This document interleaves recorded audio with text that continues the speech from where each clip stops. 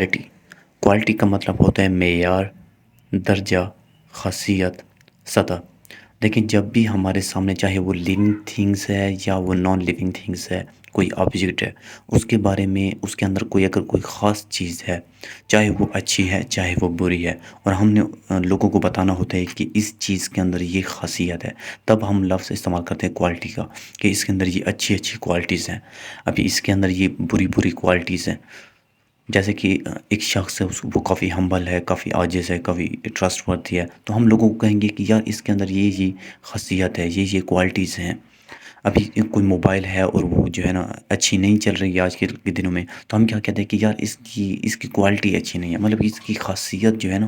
وہ اتنی اچھی نہیں ہے۔ تو کوالٹی کا لفظ ہم جو ہے نا وہ ایک سٹینڈرڈ، ایک درجے کے طور پر استعمال کرتے ہیں، مطلب کہ یہ چیز جو ہے نا کس درجے تک اچھی ہے، کس درجے تک بری ہے، تب ہم لفظ استعمال کرتے ہیں کوالٹی کا۔ جیسے کہ اگر ہم مثال کے طور پر دو گاڑیاں ہم اٹھا لیتے ہیں، ان کی ریس کراتے ہیں، ایک گاڑی جو ہے نا وہ کچھ ٹائم کے بعد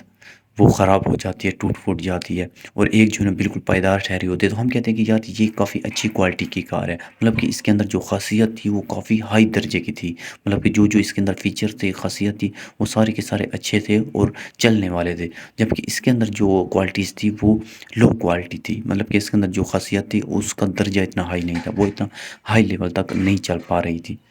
اگزامپل دیکھیں، this smart phone has excellent quality.